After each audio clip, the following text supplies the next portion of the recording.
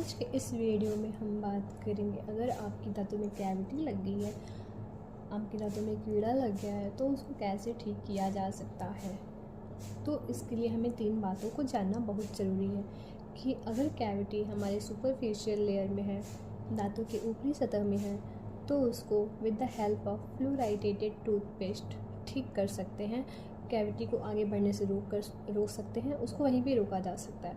और अगर कैविटी थोड़ी डीप हो गई है, थोड़ी नीचे चली गई है, तो फिर उसको ठीक करने के लिए हमें रेस्टोरेशन कराना पड़ता है। आम भाषा में फिलिंग करवानी पड़ती है और रेस्टोरेशन करा के हम उसको वहीं पे रोक सकते हैं। और अगर कैविटी थोड़ी और डीप चली गई है, मतलब बहुत डीप चली गई है, वो पल्प तक पहुंच गई है, हमारे दांतों की नसों को टच करने लगी है, वहाँ तक पहुँच गई है, तो फिर उसको ठीक करने के लिए हमको RCT करवानी पड़ती है।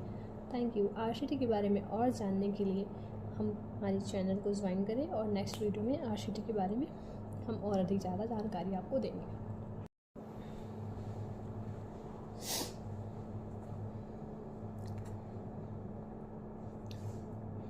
आज के इस वीडियो में हम बात करेंगे कि अगर आपके दांतों में कैविटी लग गया है, आपके दांतों में कीड़ा लग गया है, तो उसको कैसे ठीक किया जा सकता है।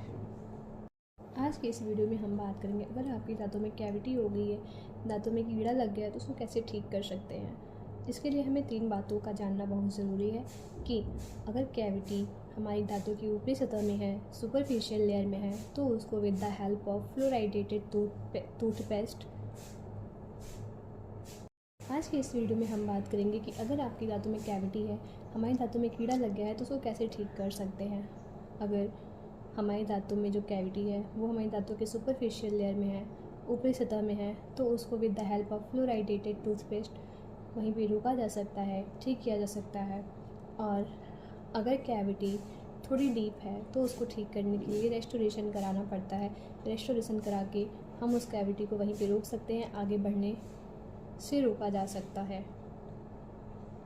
अगर कैविटी थोड़ी और डीप, मतलब कि हमारे नसों तक पहुंच गई है, तो उसको ठीक करने के लिए आपको RCT करवानी पड़ती है। आज के इस वीडियो में हम जानेंगे कि अगर आपके दांतों में कीड़ा लग गया है, कैविटी हो गई है, तो उसको कैसे ठीक कर सकते हैं। अगर कैविटी हमारी दांतों के सुपरफिशियल लेयर में होती है, मतलब कि दांतों की ऊपरी सतह में है, तो उसको ठीक करने के लिए हम फ्लोराइडेटेड टूथपेस्ट का यूज़ कर सकते हैं। With the help of fluoridated toothpaste हम दांतों की कैविटी को वहीं पर रोक सकते हैं और ठीक कर सकते हैं। अगर कैविटी थोड़ी डीप चली गई है, तो उसको ठीक करने के लिए हमें रेस्टोरेशन कराना पड़ता है।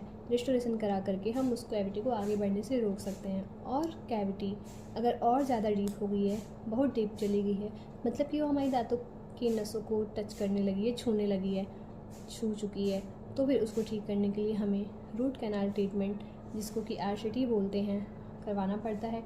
RCT के बारे में और जानने के लिए हमारे चैनल को ज्वाइन करें। नेक्स्ट वीडियो हमारी जो होगी वो RCT के बारे में होगी। Thank you. आज की इस वीडियो में हम बात करेंगे कि अगर हमारी दांतों में कैविटी हो गई, दांतों में कीड़ा लग गया, तो उसको कैसे ठीक किया जा सकता है। इसके लिए हमको 3 बातों का जानना बहुत ज़रूरी है कि अगर कैविटी हमारी दांतों की ऊपरी लेयर में है, सुपरफिशियल लेयर में है, तो फिर उसको ठीक करने के लिए हम फ्लोराइडेटेड टूथपेस्ट का यूज़ करते हैं। With the help of fluoridated toothpaste हम दांतों की कैविटी को आगे बढ़ने से रोक सकते हैं, उसको वहीं पे अरेस्ट किया जा सकता है। अगर कैविटी थोड़ी और डीप चली गई है, तो उसको ठीक करने के लिए हमें रेस्टोरेशन कराना पड़ता है। रेस्टोरेशन जिसको आम भाषा में फिलिंग भी बोलते हैं।